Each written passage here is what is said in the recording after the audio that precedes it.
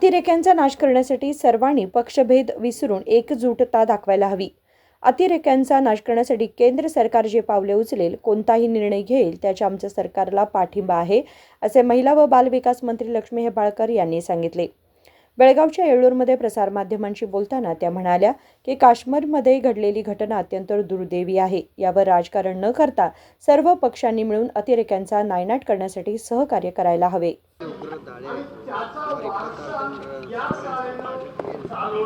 ಭಾಳ ಈ ಒಂದು ಸಂದಿಗ್ಧ ಪರಿಸ್ಥಿತಿಯಲ್ಲಿ ದೇಶ ಒಗ್ಗಟ್ಟಾಗಿ ಈ ಒಂದು ಪರಿಸ್ಥಿತಿಯನ್ನು ವಿರೋಧಿಸುತ್ತೆ।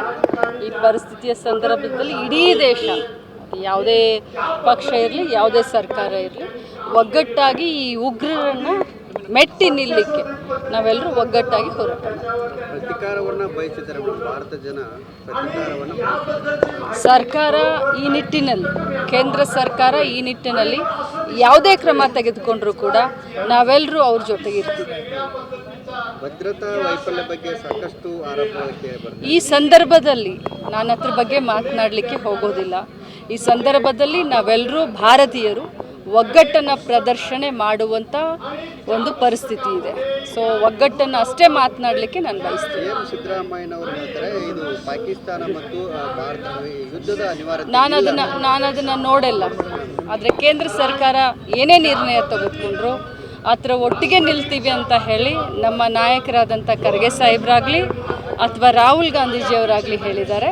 ರಾಹುಲ್ ಗಾಂಧೀಜಿಯವರು ಏನು ಹೇಳಿದಾರೋ ಅದರ ಜೊತೆಯಲ್ಲಿ ನಾವೆಲ್ಲರೂ ಕೂಡ ಮುಖ್ಯಮಂತ್ರಿ ಆದಿಯಾಗಿ ನಾವೆಲ್ಲರೂ ಕೂಡ ಕೇಂದ್ರ ಸರ್ಕಾರ ಜೊತೆಯಲ್ಲಿ ನಿಂತ್ಕೊಳ್ತೀವಿ। ಮೇಡಮ್, ಈಗ ಮೊನ್ನೆ ನೀವು ಒಂದು ಹೇಳಿದ್ರಿ, ಹೆಸರಲ್ಲಿ ಸಾಕಷ್ಟು ಫ್ರಾಡ್ ಮಾಡಿದವ್ರ ವಿರುದ್ಧ ಕಂಪ್ಲೇಂಟ್ ಕೊಟ್ಟಿದ್ದಾರೆ ಅಂತ ಹೇಳಿ ಏನು ಹೆಸರು ಕೇಳಿದ್ರೆ